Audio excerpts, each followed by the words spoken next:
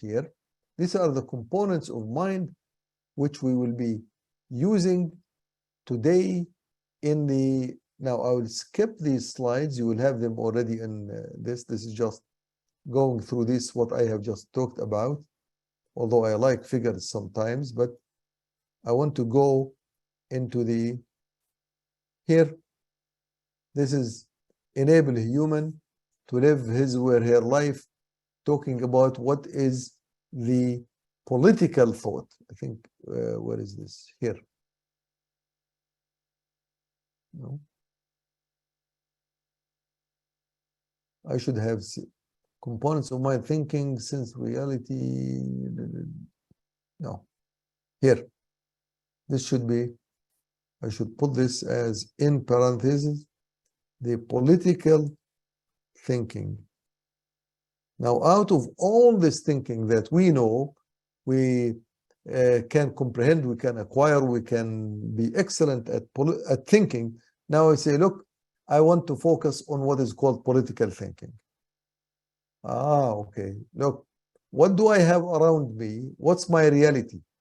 My reality, there are people who have living in a universe. So these are the realities, cannot go out of these. And if it goes out of these, that's not my subject. I don't want to include or engage my brain in a thinking process, in a mindful process about something that's outside these three major entities. Now, why? Why? Because here I go to the left, because I want to enable these humans to live their life, his or her life, with some tranquility in the world which we live in, within the universe. So that's the idea. That's my concern. That's a concern. Now, maybe you don't have that concern. People may not have this concern. People may say, oh, you are wasting your time. Fine, that's different. Maybe that's so for them. But to me, an objective is to be able to produce thoughts which are related to their life, to my life as a human, such that this life is in tranquility, is something that satisfies the needs and the requirements for me to live in a decent life. Whatever that decency is, that needs to be defined. So this is, I think I have the slide. This is what political thinking. So political thinking is to generate thoughts about the vital and the preferred needs of a human. What are the basic needs of a human in order to live in a decent life? What are the methods of satisfying these needs? These are thoughts I need to produce. What is a systematic order to enable sustainable satisfaction of human needs? Not only to satisfy your needs now, but to be sustained. Like I come through this in quite often in my life here in my village, that instead of paying zakah every year to, let's say, 100 families, and next year I have to pay them the same amount and they are still in the same position, how can I sustain their satisfaction?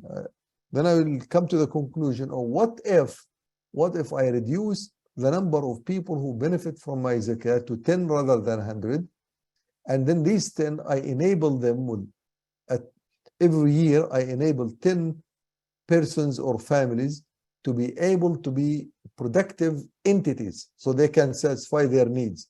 So next year I can do with the others. That's a thought of sustainability. So this, what is it that I can do? What are thoughts which are related to sustainable satisfaction? So there is a satisfaction here. There is satisfaction here of the needs method, but then also I need to have sustainable satisfaction which can continue for long time, as Umar bin Abdul Aziz did during his era. And then I want to generate solutions to problems and obstacles which could impact the satisfaction of human needs. Because if there are some obstacles in the way, like the lack of production, like the improper use of the land for the production of food, improper distribution methods.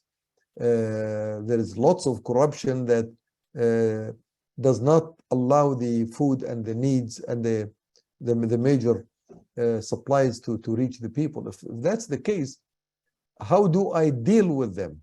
So the political thinking is related. These are all the thoughts which are related to the actual needs of human, whether they are the vital or the preferred needs or the most wanted. And then what are the methods of satisfying these needs, how they can be carried. I need an economy for that. I need a political system for that. I need a social system for that. I need an intellectual base, which is aqidah for that. All of these thoughts can be used in order to deal with this issue. That's what political is. And that is, do I have, no, here, let me just do it here. And that is different from, so let me use it here, different from what we call from political analysis thoughts. Many people think that political thinking is the ability to be, oh wow, a master in making conclusions about political events immediately, instantly, intelligently, in a superb manner. That is part of the political thinking that allows you, the political analysis thoughts, it allows you to understand these obstacles, problems. It allows you to deploy in the whatever you come up with. Like, for example, with political analysis thoughts, you will come to the conclusion that, oh, there are certain countries like the United States at one point of time may prevent you from importing vital foods. So that will interrupt your sustainability or the supply chain within sustainability. So you need to produce thoughts on that. So that's what political analysis is for. Political analysis can tell you what type of campaigns can be carried against you now or then that will enable you to proceed in your life, in your da'wah, in your work, in your daily activities. So political analysis is one small part of political thinking. Political thinking is much wider. Political thinking is about the running and satisfying the human needs in using, understanding what these needs are, understanding the methods of satisfaction, understanding the methods of sustainable satisfaction, understanding the obstacles and the problems and the issues, the blockages that can be in front of you. So this is the essence of this course here. That is what political thinking is about. And starting next week, we will be diving into these issues one by one. And I selected, as I said in my syllabus, the economic policies that have to do, the thoughts which have to do with the economic system that will enable the satisfaction of these needs. Then the education policies, the thoughts that allow the methods of sustainable satisfaction. And then there is the political analysis, which I have one lecture for that. And then the political system that should run all of these issues to the people. Okay, and I will stop right here. I know you guys have probably, I exhausted you more than I exhausted myself, because I know while I am talking, I keep generating energy. But the one who is listening for almost 2 hours is consuming the energy more than producing it. So forgive me if I have exhausted you. And I will, in the last 10 minutes or 8 minutes, if somebody wants something urgent to talk about besides the comments which I have seen on the chat, which I will respond to, please do so. If the moderator allows anybody to raise a verbal question, I will accept that.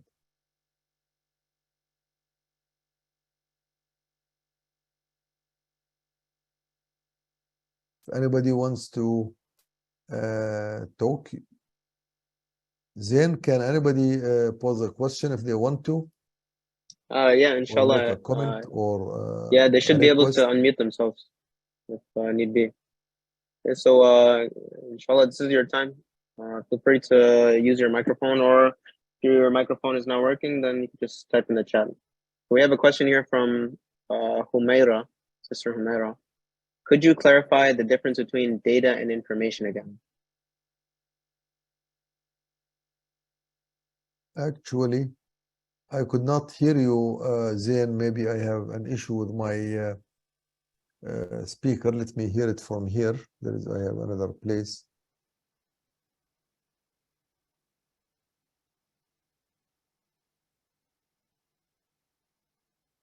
Can you repeat that again, brother Zain, or anyone Yes, else who can you wants hear to me? speak? Yeah, I can hear you now. Okay. Yeah, so we have a question here from, yeah, inshallah, first of all of the students, you should be able to unmute yourself if need be. If there's any issue, just message the chat. I can make it so that you guys can, speak whenever you need to. But we do have a question here. It just came in from Sister Humaira asking, could you clarify the difference between data and information again? Oh, data and information. Probably maybe I made an issue out of it because that's my field as computer engineer. But many people don't distinguish between that. Data is a raw data. Let's say you read an article, someone mentioned in that article or that piece of news that Blinken, the foreign minister of the Secretary of State in the United States, made a visit to China, let's say 2 weeks ago. That's data, that's raw data. Now, that data becomes information when it says that Blinken discussed the mutual relations between United States and China, discussed the issue of Taiwan, and discussed the potential containment of the war in the Ukraine. So that's information now. So this is the data is that there was a visit, pure. You can make nothing out of that unless someone tells you there is some discussion. Still, no one has said what is the purpose of that discussions. They discuss this. What is the objective now? You come to the conclusion, you look at all other information related to China, relations with the United States, that's still information. You collect them, you think about them, you produce a new thought. And this thought is United States wants to keep China away from Russia and closer to the United States. For example, I'm not making this conclusion now, but so this becomes knowledge. So the information is when you have some more than the raw data, but it's not real conclusions about the subject. So the complete knowledge model, the model of knowledge, which I call it, the raw data, somebody has processed that and has more explanation. So this becomes information which you can use. Then you can convert that into knowledge. That's some examples. And you can probably think of more examples than me, or maybe I can, in the chat group or on the Moodle, I can present this model more precisely. Thank you for the question. We have another question from Sister Razin. Could you perhaps phrase it as political thinking defines the objectives and goals of a society, while political analysis thoughts refer to how the relative pros and cons of different policies achieve these goals? Well, that's true. That's one objective of the political thinking. One objective. But political thinking is using the thinking methodology to the subject, or the reality in this case is the satisfaction of the human needs in the best manner possible. So political thinking is the thinking about the needs of the human and the best way to satisfy them in a sustainable manner. That's the best definition of it. In Arabic, they use the word رعاية الشؤون، السياسة أو الفكر السياسي والفكر المتعلق برعاية الشؤون. It's the idea, the thought, which is related to conducting or satisfying the needs of the human. And beneath that, under that, you can have many examples, like the one that has to do with education, with health, with industrialization, with food, with medicine. All of these are political thoughts. Whereas the production of food itself is not political. It's manufacturing. The making scientific analysis in order to come up with a good medicine, that is not political thinking.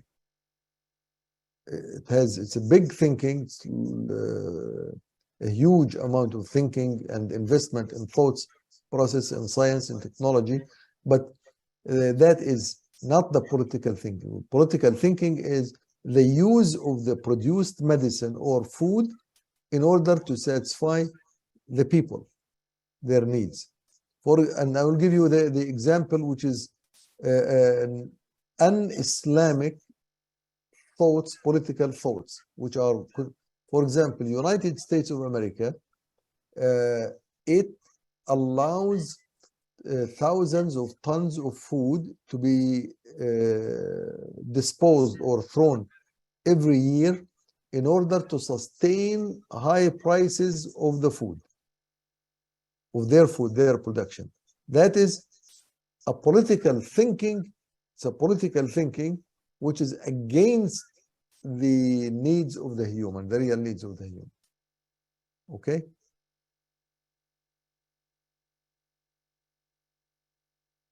Another question just came in from Brother Sayyid Hussein.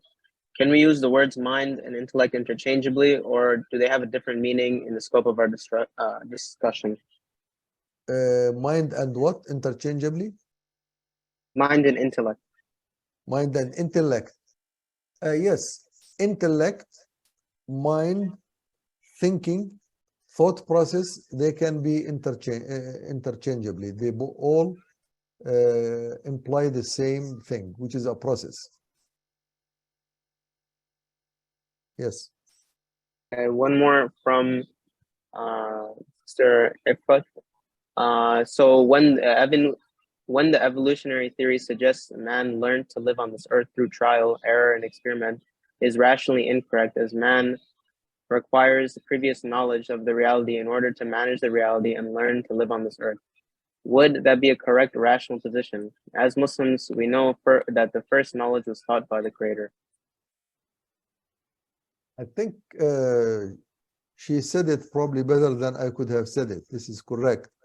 Now, the question, if it's about the proof, how do we prove that this is what they think about the ability to gain knowledge and thoughts through experience and repeated experiences?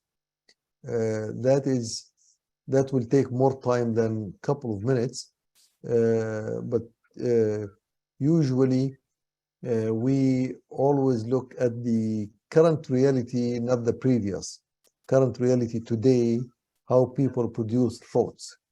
These guys who talk about that theory, that human gained knowledge through the experiences and the accumulation of experiences, they try to prove that based on zillions of years of growth, which is unseen. So immediately we'll say this is not tangible.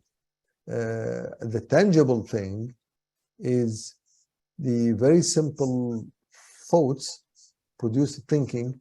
When you ask someone or put someone under test who has never here, let's say, of artificial intelligence, or someone, there was a time when I used to ask question about cell phones. There was a time when cell phones were rare commodity. Not everybody knows about them, leave alone has them, not like today. So this was about 25, 30 years ago. I used to bring up from my pocket, actually, before the cell phone, there was the pager, which was produced by Motorola. It looks like a very small computer. So I would raise this, I would bring this up, and then tell someone, what is this? Give me a thought, take this. And use all your previous experiences and knowledge in order to come up with a conclusion. What is this used for? Always the answer is no. I need to read about it. I need some information. Why is it that you need information to pass a judgment on something that currently exists? Because if I will tell you, take it and experiment with, you will spend your life and 2 lives after, and you will not be able to use it. So you cannot gain knowledge using only experimenting with something. That is, you can use your experiment with eating. Let's say you could eat something and it becomes awful, it tastes bad, or it makes your stomach sick. Next time you are presented with a food that you compare it in your mind, that this is similar to the one that was given to you and made you an issue, you will say, no, this is harmful. Okay, that's fine. But that has to do with instincts, not with thoughts unrelated to the instincts. But that issue needs more time to explain, and I think the sister knows probably more than me how to do that. So inshallah, one more question from Sister Nadia.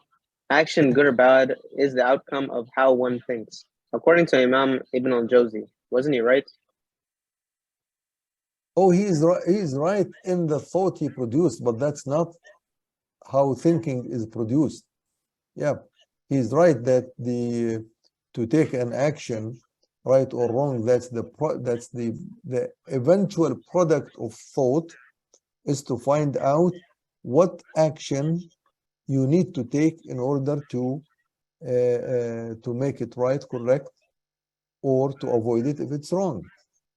So the method of arriving that thought at that conclusion is the thinking. What is that thinking? So he talks about the conclusion, not about the thinking. So that's where his shortcoming came in particular in the definition of thinking or definition of mind. Okay, so I have another question here. So is it accurate to say that there's more discussion on what reality is, or how reality should be defined, compared to defining the mind specifically in the Muslim world? Well, no, not really, because the reality has to do with an existing thing, existing system, existing factory, existing country, existing relations. So these are realities. Now, the difficult thing is to generate a thought related to the reality. And the more difficult thing is to find the proper information in your brain already stored, or access to the information.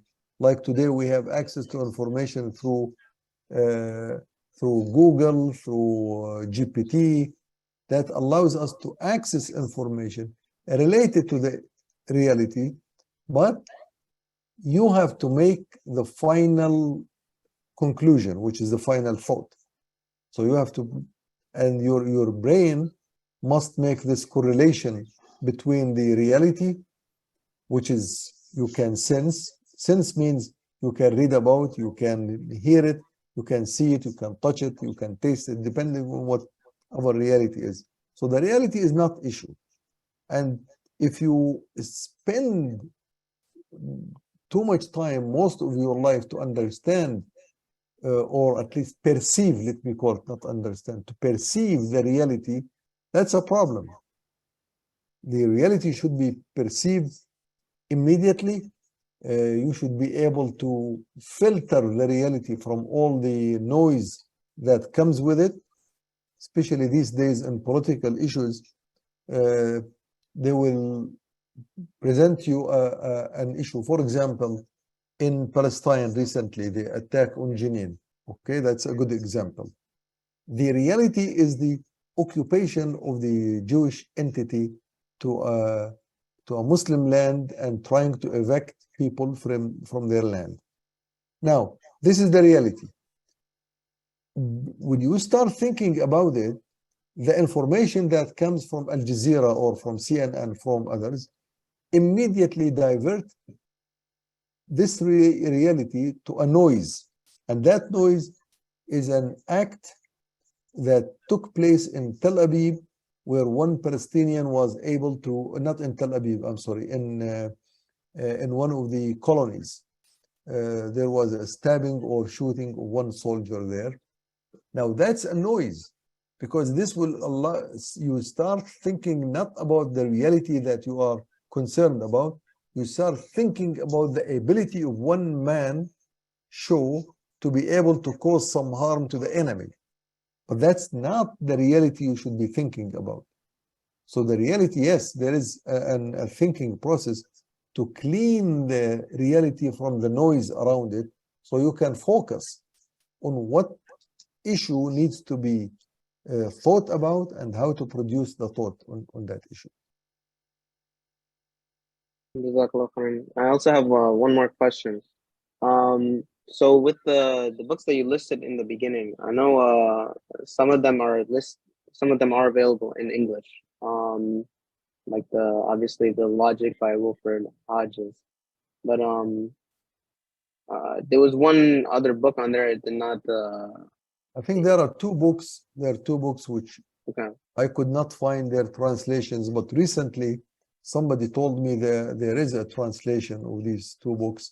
If I find them, or any of the brothers or sisters on this class can find these sources, please provide them for us so we can all benefit. Otherwise, I will encourage the brothers who do the translations to translate them. These are very valuable books, although the main source of all of this knowledge, even in these couple of books, comes from the Tafkir book, the Thinking by Nabhani. On the issue of the political economy, I'll try as much as possible to give the full picture here. So if we don't have the book, we can at least use this lecture, and hopefully we can make one complete course on the political economy in Islam, because it's a big subject.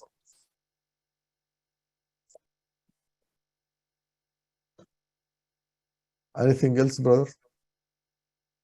No, inshallah, I think we're we've covered everything here. There is. I could see a hand raised here. Oh, let's see.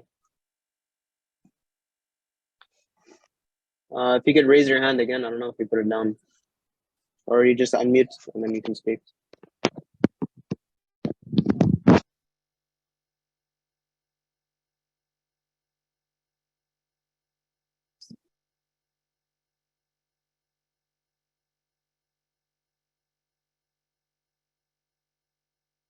I think Brother Stanley was trying to say something, but then he's muted.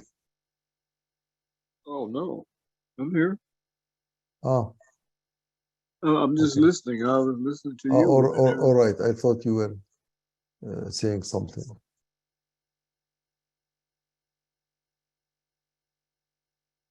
Okay, brothers, sisters, thank you for